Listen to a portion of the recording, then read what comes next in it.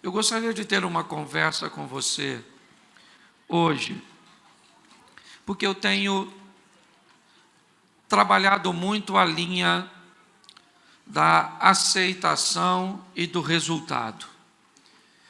Eu acho que por muito tempo a igreja trabalhou uma perspectiva muito intensa e unilateral, focando a aceitação, estabelecendo tudo como pecado, dizendo para as pessoas se absterem de assistir uma televisão, de usar determinados tipos de adorno, e uma série de restrições foram impostas sobre as pessoas com a prerrogativa de que elas entendessem que o importante era ser aceito. Era um foco totalmente estabelecido na vida eterna, no conceito de termos a aceitação de Deus para herdarmos ou recebermos a vida eterna. Então, abstenha-nos daqui do dinheiro, das diversões, das artes, das comunicações. O teatro é do diabo, a televisão é do diabo, o cinema é do diabo, o sistema de entretenimento, certo? E todas as coisas eram proibidas, porque o foco era apenas ser aceito. Me parece que dessa extremidade caminhamos para outra. Me parece que num efeito elástico, onde seguramos tanto para um lado que quando esse elástico soltou, arremessou as pessoas, a igreja, muitas vezes, e alguns conceitos para outra extremidade, para a extremidade do resultado. O importante é o resultado. Eu venho à igreja para que eu tenha uma libertação, uma cura, uma casa própria, que eu preciso consertar os meus filhos, consertar meu casamento, eu tenho uma causa na justiça. Ou seja, a aceitação já não é muito importante, não vamos falar de pecado, não vamos estabelecer limites, certo? Por quê? Porque o humanismo ateísta tomou conta, tirou Deus do centro e colocou o homem, o membro da igreja virou um cliente, o cliente tem sempre razão, nós não podemos falar algo que o desagrade, senão ele não volta mais, precisamos de seus recursos para manter o sistema, e o que eu vejo é que da extremidade da aceitação, pulamos para a extremidade do resultado. Hoje o importante é o resultado. Eu venho na igreja e eu venho para ganhar o quê? O que eu ganho indo lá?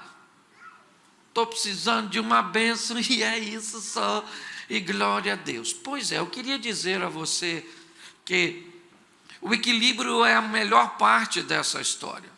Termos um entendimento de que precisamos de aceitação, e isso é prioridade, mas precisamos de resultados, porque isso é muito importante. Viver uma vida somente de resultados, sem a aceitação, a Bíblia diz que adianta o homem ganhar o mundo inteiro e perder a sua salvação.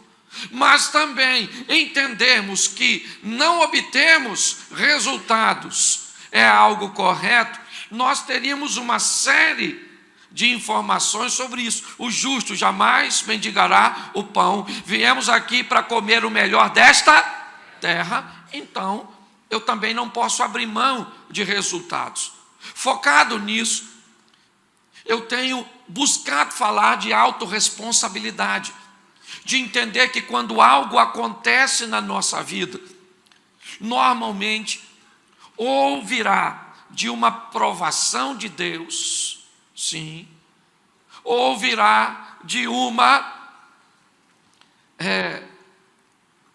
colheita de algo que fizemos. Eu não quero eximir aqui de forma nenhuma a participação do Satanás. Ele é mau, ele veio roubar, matar e destruir. Com ele não tem essa onda, não mexe comigo que eu não mexo contigo. Porque tem gente que acha assim, eu não quero nada com o demônio. Porque se eu não me meto com ele, ele não me mete comigo. Não se mete comigo. Pois é, isso não funciona. Porque você e eu somos a imagem e a semelhança de Deus. E Ele está afinzão de nos destruir. Entendeu? Ou você se metendo com Ele ou não. Você é um inimigo velado do Satanás. Pastor, nem acredito nele. Fica tranquilo. Ele existe assim mesmo. Ele não precisa da sua fé para existir. Então, pautado nisso, eu tenho procurado fazer com que as pessoas continuem buscando o seu resultado, casa própria, libertação, cura, tudo, mas sem perder o foco na salvação, entendendo princípios, parâmetros, conceitos, uma vida equilibrada e entendendo que a maioria das desgraças que nos abatem são geradas por nós mesmos. Ok? Nós culpamos a Deus. Eu já vi gente falar assim, por que Deus... uma lição que eu aprendi de um homem que eu admirava demais da conta, Padre Léo. Padre Léo foi acometido de um câncer, certo? E um dia questionado por que é que ele não orava para Deus curá-lo, ele disse que quando ele recebeu sinalizações de Deus, que era para parar de fumar, ele nunca obedeceu. E o câncer que ele estava enfrentando não tinha nada a ver com Deus, e sim com a desobediência que ele acabou assumindo. Então eu quero expor isso para vocês hoje, para que você entenda que se você parar de fazer as coisas erradas, a sua vida pode mudar. Se dia um cara falou assim, pastor, eu estou feliz pra caramba, porque a minha vida mudou, minha vida financeira. Hoje sobra dinheiro, porque não sobrava nada, eu me converti. Eu achei extraordinário. Mas quando eu fui fazer as contas, quanto ele gastava com bebida, quanto ele gastava com cigarro, quanto ele gastava, ele descobriu que se ele não tivesse se convertido e tivesse parado de beber e de fumar, sobrava do mesmo jeito. Ele teria resultado, mas não teria aceitação. Porque abrindo mão e organizando sua vida desse jeito, você estabelece uma linha de organização. Mas você não entra no reino de Deus, porque tu precisa, para ser aceito, de ter Cristo como Senhor e Salvador. Assim como tem gente que recebe Jesus como Senhor e Salvador, não fuma e não bebe, mas não pode ver nada que não precisa, que compra.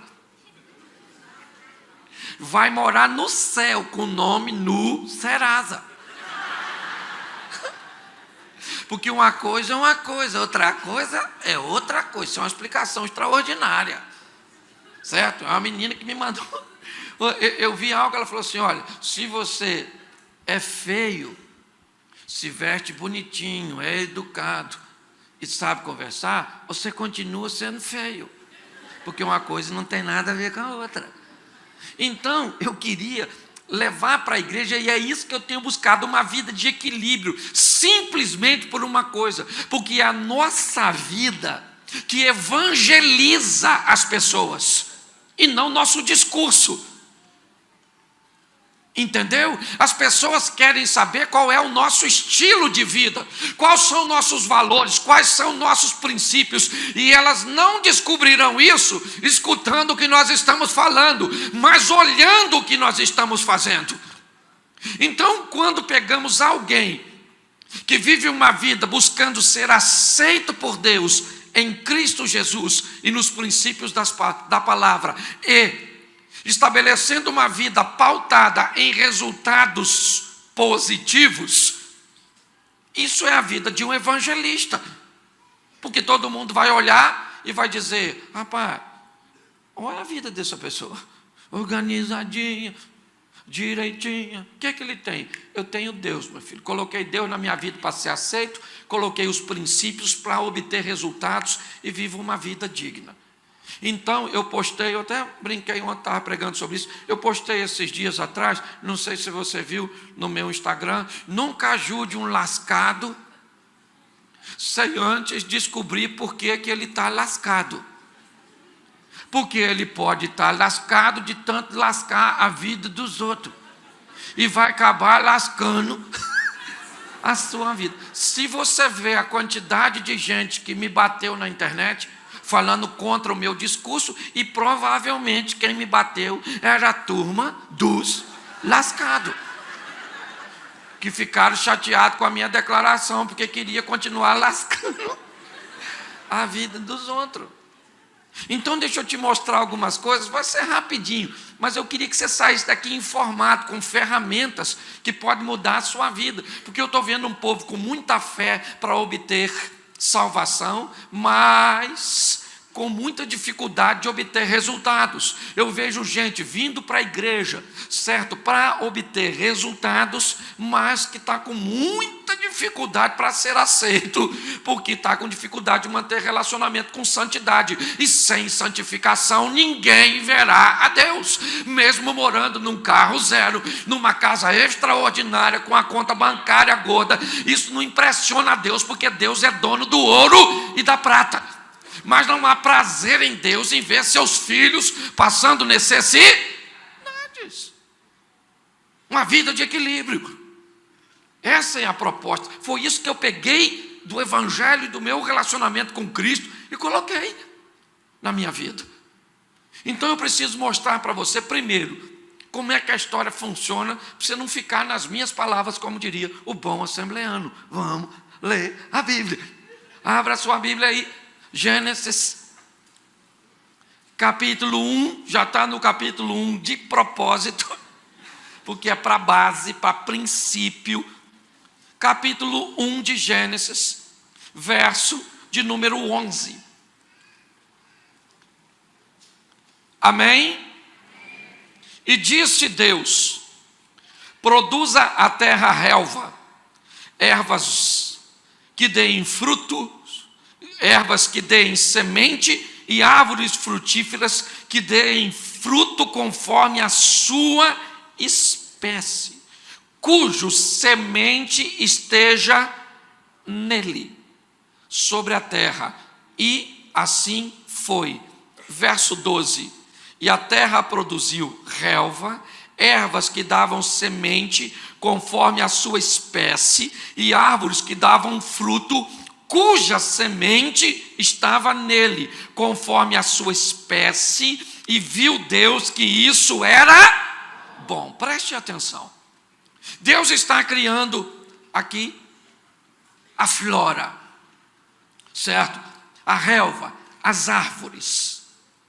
E Deus vai criar um princípio, um sistema, para que elas permaneçam, para que haja nelas sustentabilidade, para que elas consigam se perpetuarem. Preste atenção, ninguém normalmente vai plantar um ipê, uma peroba. Não, nós plantamos milho, arroz. Essa prática de plantarmos essas árvores nativas não é muito comum. Dificilmente você plantou na sua casa, poucas pessoas aqui plantaram um ipê. Então, se não plantaram, como é que ela prosperou tanto? Como é então que ela conseguiu se reproduzir ao longo dos anos? Pela semeadura. Quer o pólen levado pelos ventos, quer a semente levada pelas árvores, certo? Por outros animais. Quando nós olhamos aqui, o que vemos? Deus criar um sistema e o ambiente para que o futuro aconteça. O futuro daquela espécie. Semente que tragam consigo a semente o seu futuro, árvores que tragam consigo a semente em si mesma. Ou seja, o futuro dela está nela mesma. É isso. E o texto diz no verso 12 que viu Deus que isso era bom e usou esse sistema para as árvores. Só que quando nós olhamos Gálatas 6, 7, abra aí que já nós vamos para o texto que eu quero pregar. Gálatas 6, verso 7. Amém? Deus, não vos enganeis. Olha a informação. Não se engane. Deus não se deixa escarnecer. Tudo que o homem semear, isso também ceifará. Preste atenção. A informação começa, não se engane. Não acredite em outra coisa que não seja essa informação no que tange ao futuro. O futuro do homem é regido pelo mesmo modelo estabelecido pelo sucesso da flora. Vamos usar a mesma base, semeadura. Tudo o que o homem semear, ele ceifará. Olhe bem, o que as árvores fazem? Pastor, elas não fazem nada. Pois é, vamos olhar o princípio. Elas têm nela a semente que receberam a instrução, sim ou não? E essa semente leva elas adiante. Aí agora, Deus vai chamar as nossas decisões, as nossas escolhas de semente. Isso é regra. Você vai encontrar ao longo da caminhada exceções, é verdade.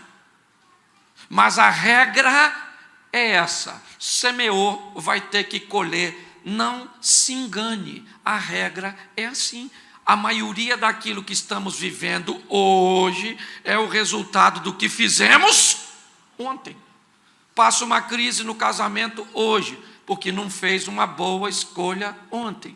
Passa uma escolha do próprio cônjuge, ou do que foi falar para o cônjuge, do que foi fazer com o cônjuge, do que foi fazer com dinheiro, do que foi... Nós estamos, na verdade, gente, e eu preciso dizer isso de uma forma bem clara. Hoje, a maior parte do que vivemos é o resultado do que fazemos. A vida é como um eco. Se você não gosta do que está ouvindo, é só mudar o que você está gritando. Está na hora de mudar a semente. Agora, descubra uma coisa: quando você muda a semente, isso não muda a sua colheita, pelo menos a curto prazo. Porque enquanto você está semeando a nova semente, você ainda tem que estar colhendo a colheita maldita. Porque tem gente que quer ser pastor, eu vou sair daqui e vou fazer tudo certinho. Se o meu marido não mudar, eu divorcio. Eu negocio isso com você, show de bola. Eu só preciso saber há quanto tempo você erra com seu marido. 18 anos. Quer consertar em uma semana? Pois é, querida. Morra. Entendeu? Sim ou não? Pois é. Então vamos dar uma olhadinha. Eu preciso informar isso a você, porque o povo sai da igreja, fala mal do diabo, que o diabo é sujo, que o diabo é isso, que o diabo armou cilada. O diabo armou cilada. Quem foi que pisou? Tu. Sim ou não? Ah, pastor, eu fui lidar com a pessoa e ela me enganou. Está escrito aqui: a palavra de Deus é apta para discernir os intentos do coração do homem. Você não quer ser enganado com ninguém? Coloca essa palavra dentro de você, que o Espírito Santo te revela a intenção das pessoas. O problema é que queremos ter o discernimento sem a obediência. Então o povo, desculpa o que eu estou falando porque eu estou na igreja do meu pastor. Porque hoje você não me leva mal, não. A maioria das pessoas que me conta a história, eu fico caçando Satanás. Cadê o diabo, gente? Cadê o diabo? Cadê o diabo? Cadê o diabo? Onde é que o diabo está? O diabo está preso, segundo a Bíblia. Não sei se em Curitiba, mas está. É ou não é verdade? Escute só. Olha aqui. Autorresponsabilidade. Quanto mais rápido você entender isso, certo? Talvez você entenda a guinada que a sua vida pode te dar. Pastor, o senhor é advogado do diabo? Não. Eu só sou realista. Entende? Então olha para quem está do seu lado e diga assim: você veio aqui para descobrir que o seu maior inimigo é você mesmo. Então, para tentar melhorar um ambiente que eu sei que você está triste, abra sua Bíblia em Juízes capítulo 6. Juízes 6.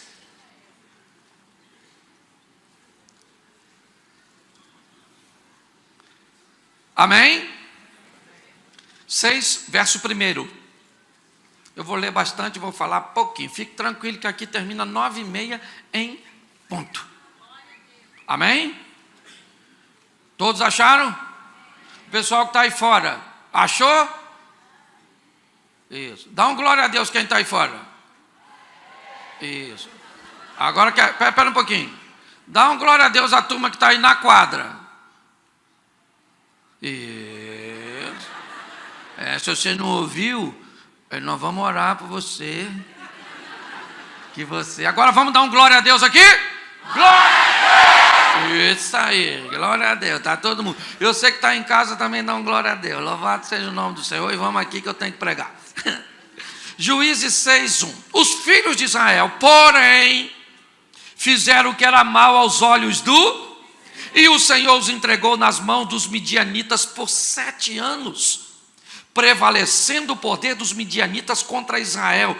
Fizeram os filhos de Israel para si, por causa dos midianitas, covas que estão nos montes, e cavernas e as fortalezas. Sempre que Israel semeava, subia contra ele os midianitas, os amalequitas e também os filhos do Oriente. Contra eles se acampavam, destruíam o produto da terra, até chegarem a Gaza, e não deixavam mantimento, ovelhas nem bois em Israel. Subiam com seus rebanhos e tendas, como um enxame de gafanhotos. Eram tão numerosos que não se podiam contar, nem eles, nem os seus camelos. Entravam na terra para a destruir. Assim, Israel enfraqueceu tanto com a presença dos midianitas, que os filhos de Israel clamaram ao Senhor. Vou ler de novo o verso 6, porque pode passar despercebido. Assim Israel se enfraqueceu tanto. Repita comigo: tanto. De novo, tanto. De novo, tanto. De novo, tanto. Feche seus olhos. Senhor, de tanto falarmos tanto, que essa palavra não se afaste do nosso coração. Que possamos gravar, pois a repetição é didática.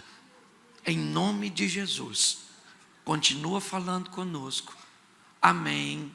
Glória a Deus. Amém? Amém. Vamos dar uma olhada nisso aqui. Israel é o povo de Deus formado pelo chamado de Abrão, em Ur dos Caldeus.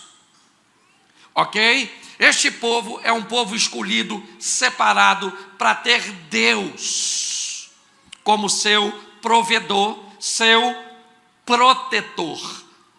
Ok? Nós não estamos falando de uma divindade qualquer. Nós não estamos falando de alguém da mitologia grega. Não, nós não estamos falando de Odin. Não é nada disso. Nós estamos falando de um Deus verdadeiro, que disse que estaria no meio de seu povo com mão forte e poderosa. Um Deus capaz de mover todas as coisas para proteger os seus. É esse o Deus de Israel. Sobre uma condição muito simples: me obedeçam, andem nos meus caminhos, sede obediente e você não precisa andar atrás de bênção, as bênçãos te seguirão. Entendeu? Pare de ser alguém que procura a Deus e faça o que Jesus, conversando com a samaritana, ensinou. Porque Deus busca verdadeiros adoradores. Pare de buscar a Deus e torne-se alguém que Deus está buscando. É assim que funciona. Eu me preparo para ser alguém que Deus está buscando, e não alguém que busque a Deus. Eu acho que é essa a contradição de muita gente. Quando nós olhamos, o que vemos? Um povo, Israel, os filhos de Israel, começam o versículo 1. Só que o texto diz que os filhos de Israel fizeram o que era mal perante o Senhor. E agora, o Senhor dá ordem aos midianitas, aos amalequitas e mais alguns povos. E esse povo vai começar a oprimir Israel, a invadir seu território, de forma que Israel perde todos os seus recursos. Todas as vezes que Israel começa a plantar, todas as vezes que Israel começa a cultivar, a cuidar de seus animais, os midianitas principalmente, eles vêm invadindo Israel e saqueando. Israel é o povo de Deus, sim ou não? Sim ou não? Pois é. Quanto tempo isso acontece? Você lembra do texto que eu li? Quanto tempo? Pois é. Durante 7 anos, esse povo está vivendo nesse ambiente caótico, desagradável, hostil, prejudicial. Coloque o adjetivo que você quiser. E o que me chama a atenção é esperarem 7 anos para agir. Por que não clamaram antes?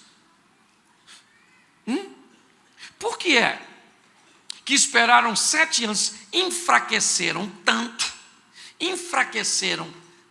tanto que clamaram a Deus. Enquanto eles tinham força para sobreviver debaixo da desobediência, eles reuniam suas forças para continuarem desobedientes, mas conseguindo sobreviver às adversidades, ao modelo de vida da desobediência, até que eles não aguentaram mais. Você acha que isso é diferente de hoje? Quando é que um casal pede ajuda? Quando não suporta mais. Quando é que umas pessoas vão procurar um médico? Quando não aguenta mais a dor. Quando é que as pessoas param de comprar? Quando todo o sistema de crédito acabou. Não é quando o dinheiro acabou. É quando... Sim, as pessoas sempre deixam para a última instância. O que nós estamos olhando é para alguém que segue o mesmo modelo, ou melhor, que nós seguimos muitas vezes o mesmo modelo. 7 anos, enfraqueceu tanto,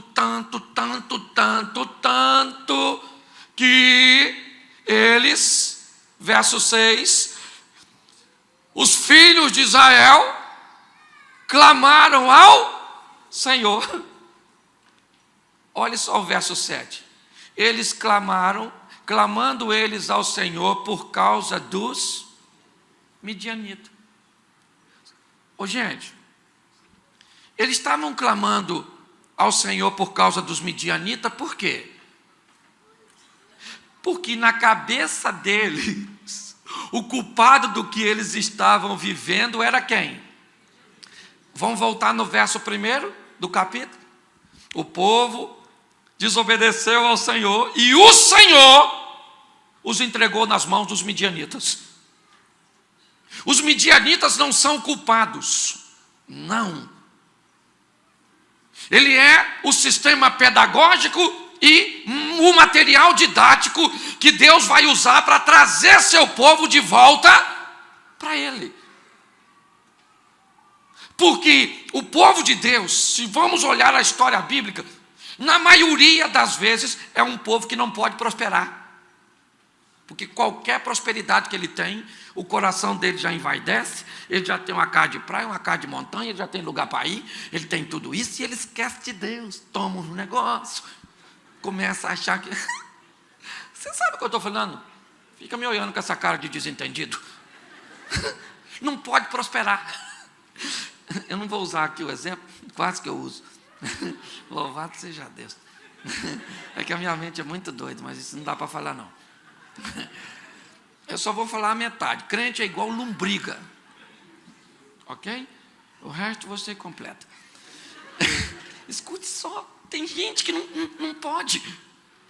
O povo prosperava e ia embora, prosperava, e Deus foi lá, botou os midianitas. Eles clamaram a Deus por causa dos midianitas, sim ou não? Eu fico imaginando a oração deles: Senhor, nos livra desses desgraçados, dessas pestes, desses midianitas, filhos da mãe, que entra aqui todos os anos para roubar a gente. Ô gente ruim! Por quê? Porque nós estamos sempre culpando o outro. É o outro. Quem é ruim, a senhora ou seu marido? Não, fala agora que eu quero que a senhora fale. Vou até tomar uma água. Quem é ruim, a senhora ou o seu marido? Isso. Agora presta atenção. Quem é ruim, o senhor ou a sua mulher? A senhora ou a sua sogra? Isso, a senhora ou a sua nora? Claro que é a megera da nora. Você estava a 150 no seu carro, o policial te parou e vai te dar uma multa. Quem é o culpado? O policial? Porque você... Ô, seu polícia, não estava não.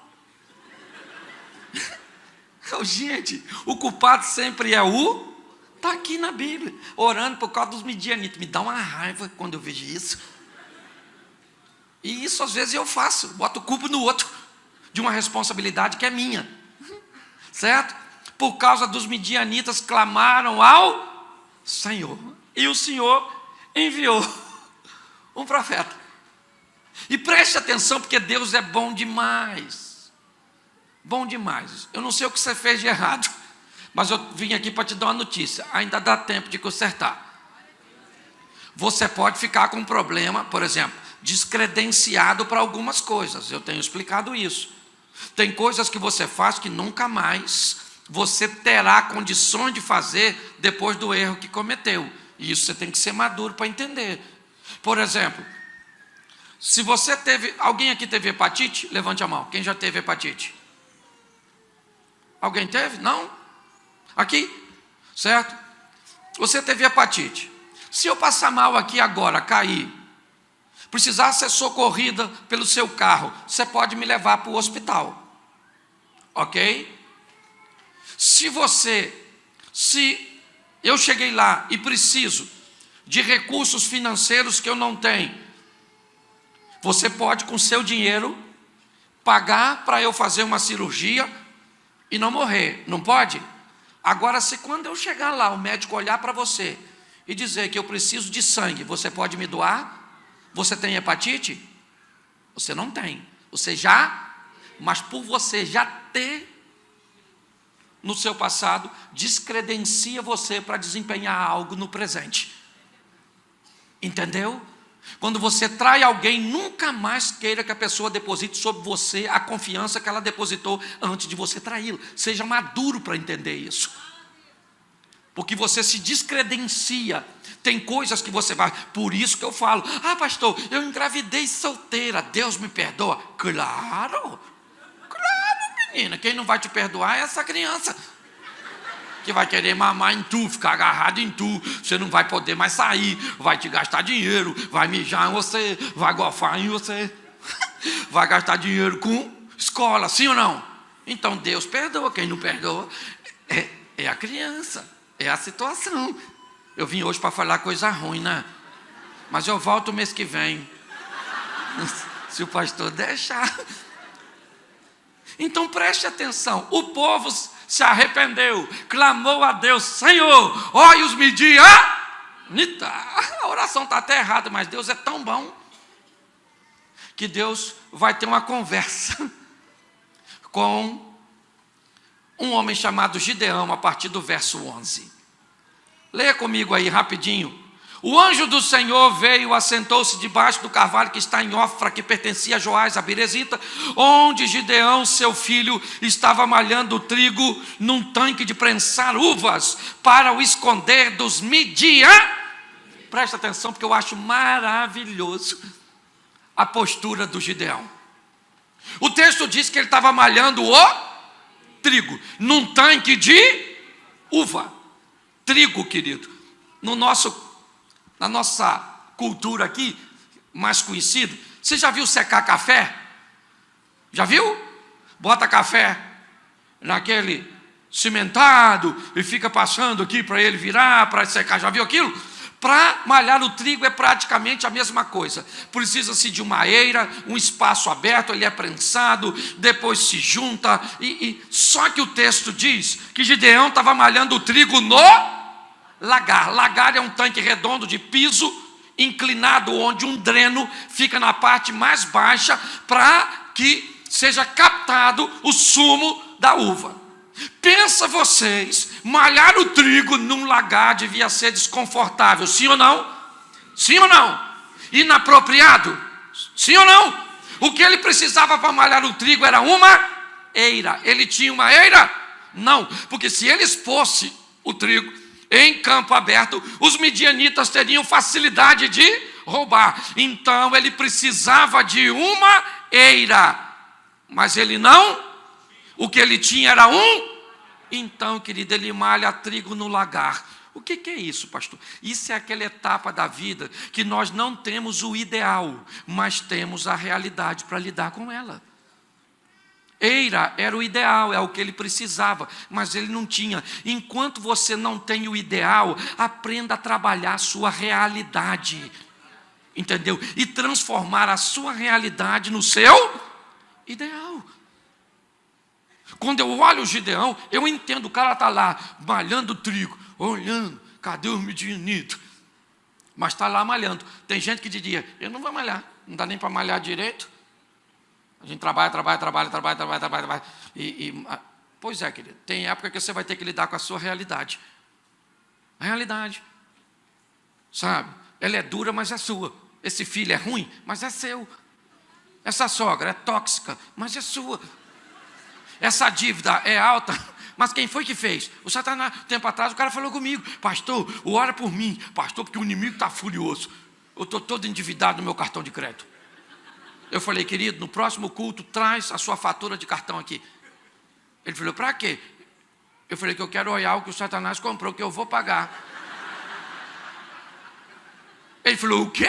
Eu falei: o diabo não te endividou? Então eu quero ver o que ele comprou. A vela de 7 dias, a capa preta, o tridente, as galinhas, tudo que ele comprou, eu pago para você. Ele olhou para mim e falou: você é louco? Eu falei: louco por quê, irmão? Ele falou: o diabo não comprou nada no meu cartão. Então me diga como é que ele te endividou, miserável. Como é que você acha que ele foi embora? Essa praga desse pastor é doida, essa peste. O louco sou eu, o endividado é ele. Você está rindo dele? Está nada, você está rindo de tudo. Só que em outra versão.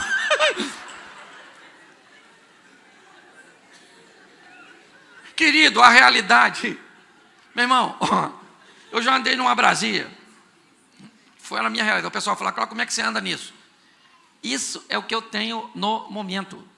Eu andava com a garrafa d'água e um pano, que era para molhar, para botar na bobina, para ele esfriar, para eu continuar andando. Depois eu troquei por um Corsa, que se apaixonou por reboque. Se ele visse um reboque na rua, ele parava. Eu estou falando sério. Ele tinha assim E uma vez o cara foi me levar no meu carro, sabe o que ele disse? O senhor não tem vergonha de andar num carro desse? Eu falei, claro que eu tenho. O senhor acha que eu ando porque eu quero? Eu queria ter um muito melhor. E por que você não compra? Pois é, por um motivo simples. Eu não tenho como pagar. Não tem? Não tem. Porque quem sabe a tua realidade é tu. É ou não é? Então, que encare sua realidade. O Gideão está lá, o anjo veio e falou, homem valoroso, o Senhor é contigo. Gideão falou, seu anjo, o negócio é o seguinte, eu não sei se você está sabendo as coisas que estão acontecendo, mas aqui não tem ninguém valoroso não. Essa tradução é a minha, ok? Eu não sei nem se ele sabia que estava falando com o anjo, porque normalmente, né, o anjo se materializava, na maioria das vezes, às vezes não tinha essa noção do que era, mas eu quero aqui colocar desse jeito e pronto, acabou. Quem está pregando sou eu, dane-se. Sua teologia agora. Escute só, o anjo falou, você é um cara maneiro, Gideão falou, vou explicar uma coisa para você, seu anjo. A chapa aqui está quente, 7 anos que os midianitas estão entrando aqui, o bagulho está doido, não dá nem tempo de conversar muito com o senhor, porque nós estamos aqui sempre atentos a uma invasão, entendeu? Isso aqui é quase uma comunidade aqui, então nós estamos sempre alerta, o negócio está sempre meio difícil. Então, o senhor está entendendo, seu anjo? É que o senhor mora no outro lugar, lá a violência é reduzida, o maluco lá foi expulso por Deus e está tudo certo. Olha que maravilha, olha só, que coisa extraordinária. Gideão está conversando com um mensageiro de Deus, que vê nele um potencial, porque ele é alguém que é capaz de encarar sua realidade, mas ela é tão dura, que quando o anjo começa a falar de coisas, Gideão diz, não, isso é passado, isso parece assim.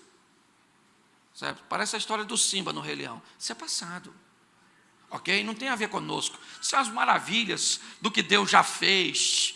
Não é o Deus de hoje. Porque Deus não desamparou. Primeiro botou a culpa nos midianitas. Agora já está botando a culpa em Deus. Porque é assim, o culpado é o outro. Você lembra quando Adão e Eva pecou, que Deus chegou? O que Adão falou para Deus? A mulher que o Senhor me deu, lascou a minha vida. Porque, presta atenção, foi o Senhor mancomunado com ela. Eu não tenho nada a ver com isso. É sempre assim, as pessoas se eximindo, como se eximir de sua responsabilidade vai resolver seu problema. Deus nos abandonou. E o anjo disse, rapaz, vai nessa sua força, o Senhor é contigo. Ele disse, mas deixa eu explicar uma coisa que você não deve saber.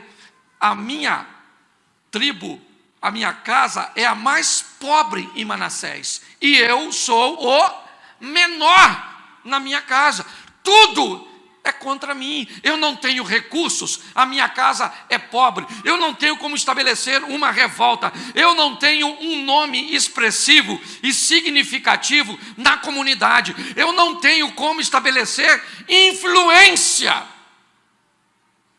E aí eu pergunto, por que Deus escolheu Gideão? Porque era alguém capaz de olhar para a sua realidade de uma forma clara. O cara que está dizendo agora para o anjo, minha família é mais pobre, eu sou o mais pobre, eu sei quem eu sou e o lugar que eu ocupo. Eu sei que a nossa nação está enfrentando um problema sério. Na nossa cabeça o problema são os midianitas e o Senhor, até porque naquela época ninguém atribuía nada a Satanás, ele não ganhava crédito para nada.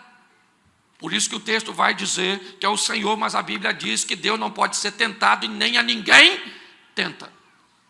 Mas entendemos a dinâmica, né? Pelo período. E o que eu vejo agora? Eu vejo um homem capaz de saber quem é, de apesar de sua realidade ser dura, reúne suas forças para malhar trigo no lagar, e Deus diz, esse cara tem potencial.